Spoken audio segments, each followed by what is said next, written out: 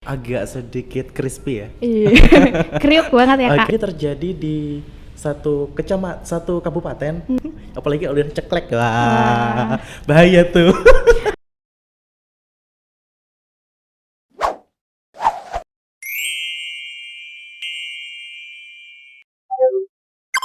Halo Sobat PKBI, kembali lagi di PLTA Podcast Let's Talk About, podcastnya PKBI Kalimantan Tengah. Bersama saya Penny, relawan remaja dari PKBI Kalimantan Tengah. Di sini kita akan membahas tentang isu-isu seputar remaja, kesehatan reproduksi. Dan di sini saya tidak sendirian, saya ditemani dengan Kak Vicky. Halo Kak Vicky. Hai. Apa kabarnya Kak? Luar biasa dong pastinya. Boleh dong perkenalan dulu ke sobat-sobat PKBI. Halo Sobat PKBI, perkenalkan nama saya Vicky Dwi Krisdiantoro, biasa saya dipanggil Vicky. Oke, thank you. Oke Kak, jadi hari ini kita itu akan membahas tentang isu yang lagi terjadi di kalangan remaja. Apa tuh? Jadi isunya tuh ada kekerasan seksual. Wow, agak sedikit crispy ya. Iya, kriuk banget ya Kak. Oke. Yang penting gak juicy di dalam aja. Jadi aku mau tahu nih Kak, pendapat Kakak tentang fenomena kekerasan seksual itu sendiri. Oke, yang namanya juga kekerasan seksual. Tapi ini kita langsung banget nih. Oke. Ini langsung dijawab ya. Gimana Kak? Kalau menurut pendapat saya, namanya juga kekerasan seksual. Yang namanya kekerasan bukanlah hal yang wajar, bagaimanapun bentuknya dan bagaimanapun caranya gitu, baik verbal ataupun secara langsung. Yang namanya juga kekerasan seksual itu suatu hal yang nggak bisa dimaklumi dan nggak bisa dimaafkan. Apalagi di sini menyangkut seksual. Ya kalau kata orang itu adalah barang yang paling berharga gitu, kayak aset negara aja dijaga gitu ya. Apalagi aset kita. Iya. Oke. Jadi bagaimana kalau di kalangan remaja? Oh, di kalangan remaja. Ada pertanyaan nih, gimana sih kalau kekerasan seksual di kalangan remaja? Iya, sebenarnya menarik banget, menarik banget. Kalau anak zaman sekarang bilangnya semenarik itu ya. Nah, kalau di kalangan remaja, tapi kita ketahui dulu nih ya, remaja ini siapa sih gitu ya? Remaja kan adalah manusia, ya dong. Ya, remaja itu kan usianya dari 10 hingga 24 tahun yang belum menikah. Jadi di sini harus kita garis bawahi, yang belum menikah. Jadi kalau dia sudah menikah walaupun usianya masih 20 tahun udah katakan bukan remaja kembali. Ya, bukan remaja lagi. Tapi kali ini kita fokus ke remaja. Nah, apa tadi pertanyaannya sih? Jadi lupa. Apa tuh? Oke, fenomena kekerasan seksual di kalangan remaja. Jadi remaja ini kan karena rentang usianya jauh ya. Rentang usianya itu kan jauh, dari 10 hingga 24 tahun. Nah, saat ini remaja itu bisa kita kategorikan menjadi 3 golongan. Ada remaja yang maunya itu mulai berani. Setelah berani, dia tuh mulai beraksi. Nah, setelah mereka tuh mulai beraksi, nah disitulah mereka baru mengenal satu sama lain untuk berkolaborasi. Jadi fenomena kekerasan seksual di kalangan remaja itu adalah sebenarnya fenomena yang sering terjadi, ya kan?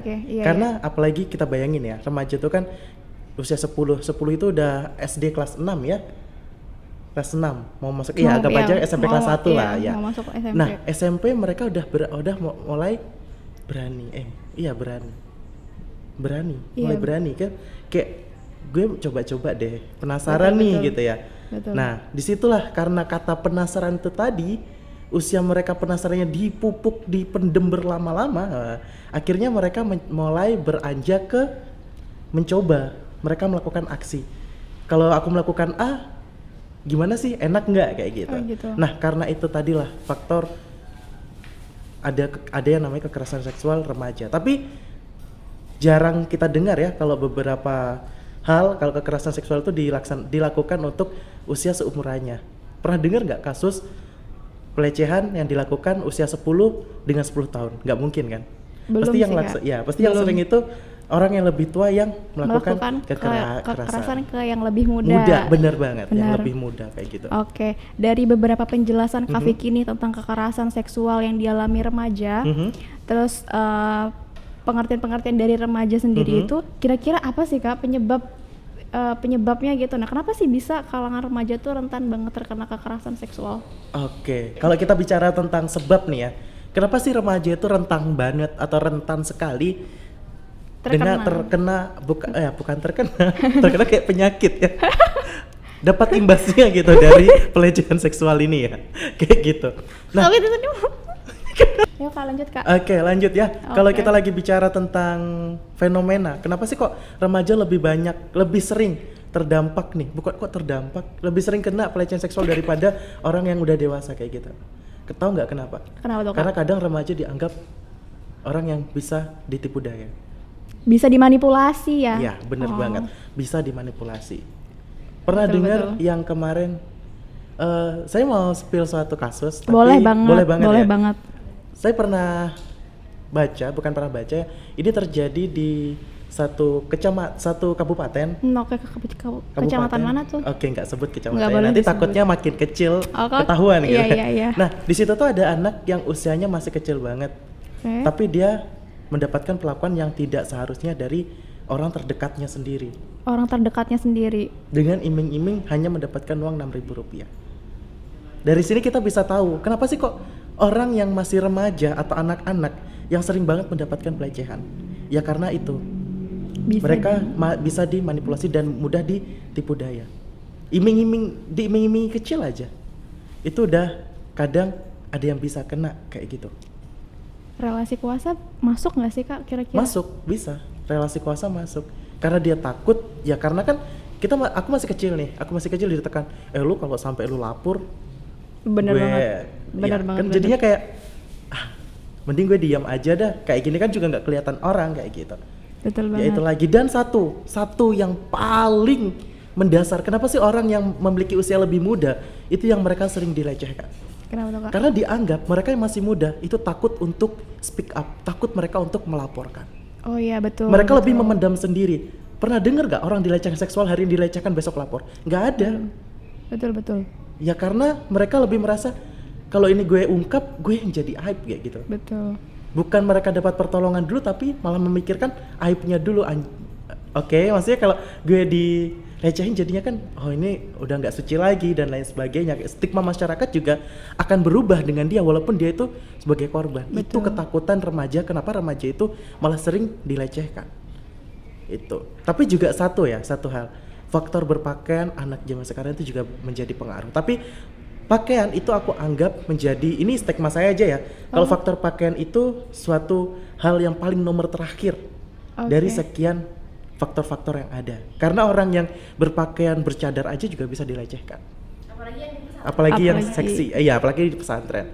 Itu kan mereka juga udah menutup auratnya kayak gitu. Iya, betul. Dan mereka masih bisa mendapatkan hal yang tidak seharusnya mereka rasakan kayak gitu. Betul. Jadi faktor pakaian itu sebenarnya nggak berpengaruh ya. Betul. Iya. Karena memang ada kasus pelecehan.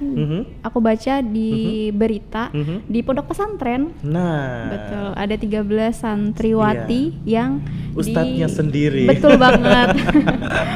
Kayaknya tuh beritanya sudah booming banget. Udah booming Kak. banget, kayak udah bukan rahasia lagi, itu udah jadi konsumsi masyarakat umum sih. Betul. Oke, jadi penyebab ya dari kasus pelecehan seksual itu sendiri memang banyak banget ya Kak Fik. Lebih ke faktor-faktor yang menyebabkan gitu ya. Banyak banget faktor yang menyebabkan dari kekerasan seksual itu tadi.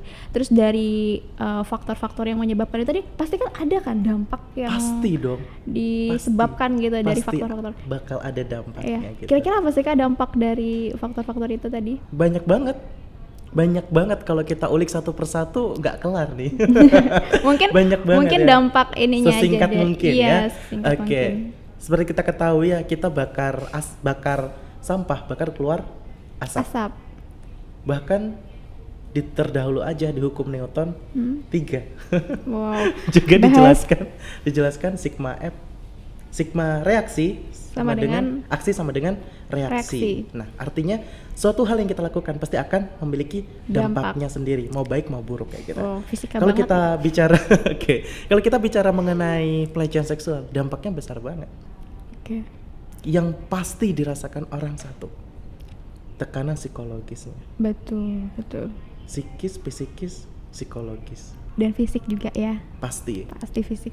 Karena kalau orang diserang mentalnya, fisiknya akan merasakan kelelahan kayak gitu. Betul.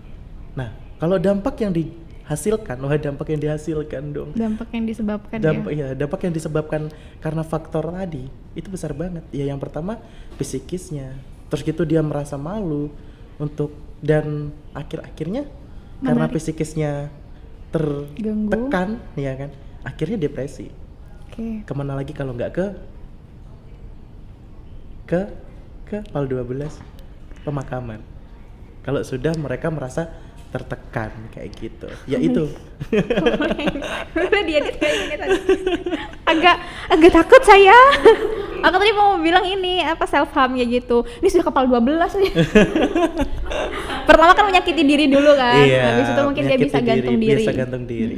Ya bukan hanya itu. Betul. Lebih ke itu ya. Intinya satu. Yang pasti yang sering dirasakan dan menjadi dampak paling besar karena faktor itu ya depresi berat, merasa dirinya sudah nggak berguna lagi kayak gitu. Betul. Bahkan dia juga bisa merasa gue jijik sama diri gue karena udah ternodai kayak gitu. Oke, berarti dampaknya tuh sangat besar banget ya bagi si para korban yang terdampak dengan kekerasan seksual itu tadi. Oke, Kak, yang kakak sebutkan tadi itu kan banyak banget kan kekerasan seksual.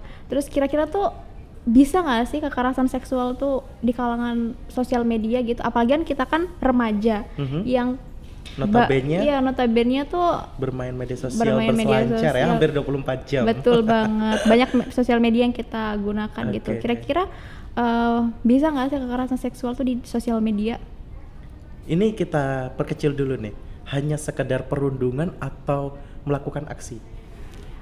Perundungan dulu, yang paling kecil dulu deh. Paling kecil. Iya. Bisa banget kalau hanya perundungan. Bukan hanya perundungan. Maksudnya perundungan tuh udah hal yang nggak bener ya. Bukan hanya. Tapi maksudnya kalau perundungan itu malah sering terjadi kayak gitu. Ya, nggak usah jauh-jauh dah. Pengguna TikTok nggak? Iya dong. Pengguna TikTok kan pastinya. TikTokers. Nah, di TikTok aja gitu. Mau yang ini bukan saya menjelekan ataupun berbicara hal negatif mengenai suatu platform. Tapi mungkin usernya, kadang orang yang memanfaatkan itu nggak yang benar-benar gitu. Ya di salah satu platform itu kan ada tuh yang menggunakan pakaiannya tertutup tetapi menunjukkan hal-hal sensitifnya. Yang nggak harusnya jadi itu konsumsi publik malah menjadi konsumsi publik kayak gitu. Nah dari situlah perundungan bisa dilakukan kayak gitu. Lakukannya bagus banget. Itu kadang ada bilang Dora kayak gitu kan. Komentar-komentar negatif para netizen ya. Iya benar. Sebenarnya hal itu sudah termasuk kayak gitu. Apalagi kalau orang merasa kok jadi kayak gini kayak gitu ya. Pasti setiap hal yang diucapkan tuh bakal ada dampak-dampak di belakangnya kayak gitu loh. Betul. Nah, tunggu. Tapi kalau di sosial media ada lagi. Apa tuh? Tadi kan kalau kita mencakup hal besarnya gitu ya. Nah, sebenarnya bukan hanya perundungan saja yang dihasilkan. Yang aksi tadi Tong? Yang aksi. Ya. Pernah dengar nggak orang dilecehkan karena ketemu di salah satu aplikasi dating apps? Yep. Sering banget kan? Pernah dengar. Sering banget. Ya karena faktor sosial media tadi. Awalnya dari Facebook nih atau dari Instagram. Di DM, meet up, katanya cuma ngobrol ataupun cuma silaturahmi, ngopi. Katanya aduh bentar nih charger.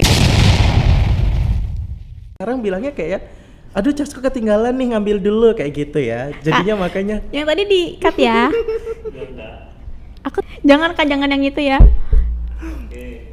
Oke, lanjut nih. Iya. Oke. Dating app aja, ambil dari situ. Oke. Nah, biasanya kan kok jadi ngeblank enggak? Nah, kan dari situlah karena perkenalan tadi ya karena saling percaya. Tetapi dia akhirnya mendapatkan yang nggak seharusnya dia dapatkan kayak gitu. Betul. Itu sering banget terjadi, sering banget. Kenapa makanya kita jadi orang jangan langsung percaya dengan omongan manis dari ketikan kayak gitu. Karena kita nggak tahu, bahkan orang yang kita anggap baik aja, dia bisa membuat diri kita nggak memperlakukan kita nggak yang seharusnya kayak gitu. Apalagi cuma kenal sekedar, kita meet up ngopi dulu, kita jalan ke sana yuk, dompetku ketinggalan, bentar nih ngambil dulu. Gerah nih ngimpas dulu, dah lah. Apalagi udah ceklek, bahaya tuh. Aku no comment sih masalah itu. Apalagi nih? Oke, banyak banget ya pembahasan kita tadi terkait penyebab, dampak. Oke, aku mau sorotin yang tentang dampak tadi kan Kak. Oke, Dampak kenapa tuh? dari dampak dari korban kekerasan seksual itu ternyata besar banget ya. Iya. Dan nggak sedikit korbannya itu sangat-sangat depresi tadi Kakak bilang. Pasti. Depresi. Pasti. Oke. Menurut Kakak nih, pendapat Kakak sendiri tentang korban-korban yang mengalami kekerasan seksual ini, terkhususnya untuk kondisi psikis korban ya, itu menurut Kakak gimana sih sejauh yang Kakak temuin atau yang Kakak ketahui nih tentang korban-korban kekerasan seksual itu sendiri? Oke, kalau ditanya sebagaimana yang pernah aku jumpai nih ya, Betul. Ini bukan banyak hal yang pernah aku jumpai, tapi yang pernah aku jumpai dari Jadi dampak yang dihasilkan dari pelecehan seksual tadi, korbannya kan pasti mengalami depresi. Merasa tertekan, dirinya merasa sudah tidak terguna, kayak gitu. Tapi nih ya, biasanya yang kalangan besar yang kita lihat di permukaan kayak gitu, itu hanya sebagian kecil. Pernah nggak kita sadari? Pelecehan seksual itu sebenarnya kayak gunung es yang ada di tengah laut.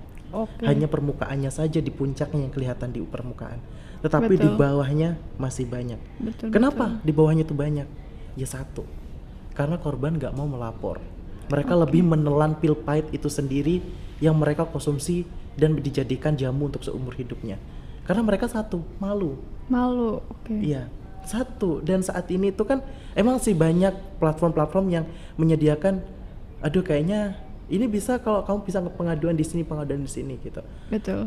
Tetapi mereka nggak yakin dengan jaminan kerahasiaan data ataupun kerahasiaan apa yang dia ungkapkan itu ada dijamin, benar-benar dijamin kayak gitu. Betul. Ya karena itu mereka nggak mau mengungkapkan karena mereka merasa nggak ada yang aman di dunia ini. Mereka merasa yang paling aman ya diriku sendiri kayak gitu.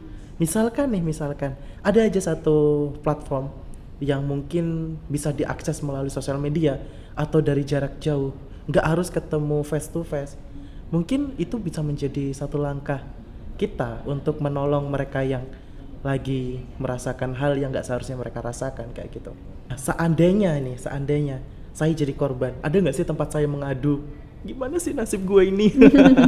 Kalau ada platform yang bisa diakses jarak jauh kayak gitu, pasti sangat berguna banget tuh untuk kalangan remaja khususnya yang pernah merasakan hal yang tidak seharusnya mereka rasakan kayak gitu. Ada nggak sih? Betul. Menanggapi dari pertanyaan Kak Vicky itu, ada nggak sih platform yang terpercaya untuk sebagai penyalur ya mungkin dari korban-korban kekerasan seksual ini?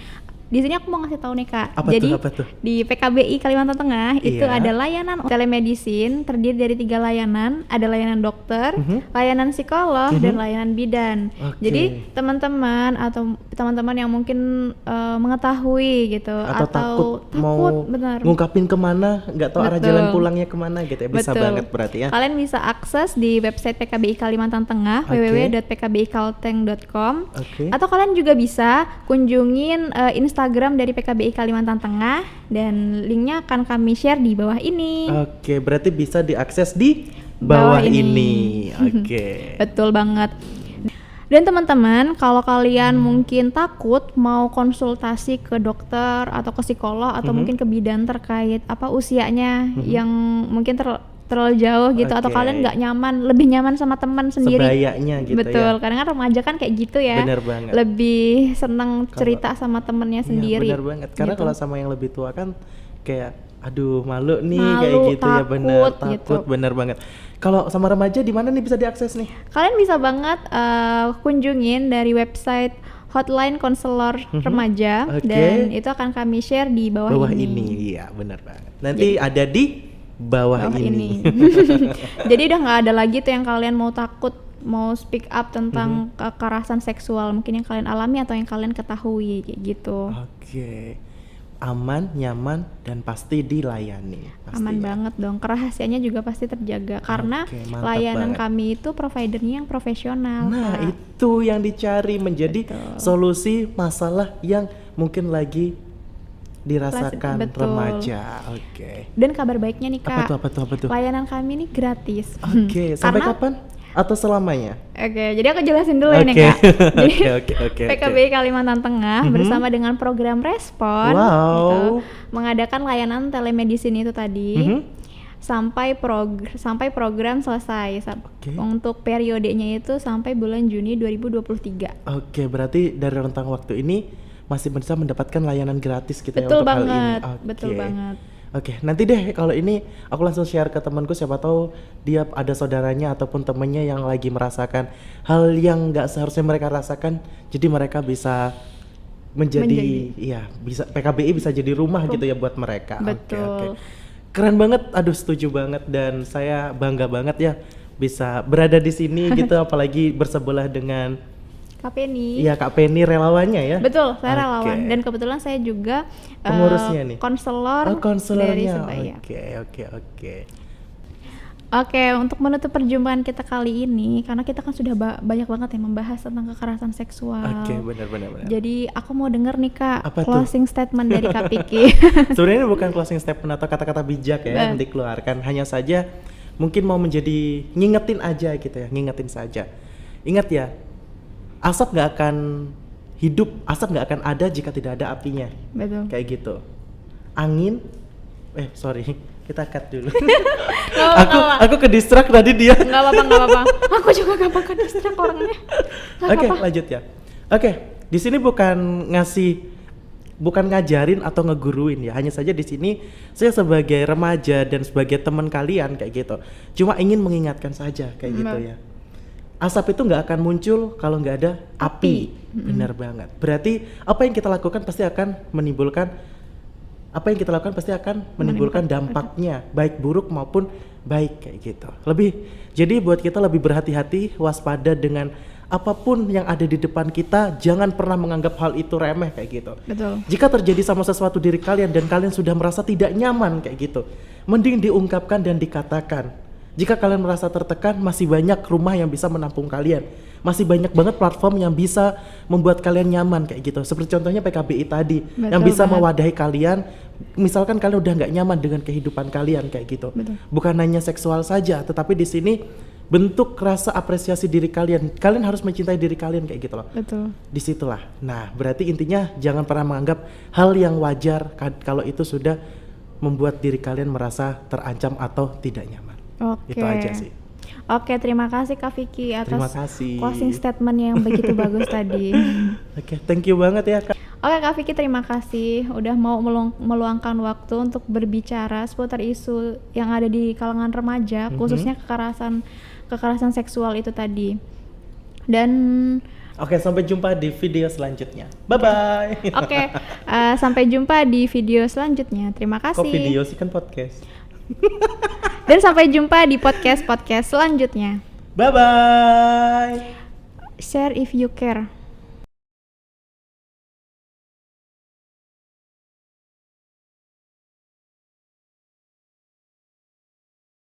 Oke Kak, ngomong-ngomong tentang kekerasan seksual nih, apa cuman wanita aja sih yang bisa terdampak dari kekerasan seksual ini? Jelas enggak.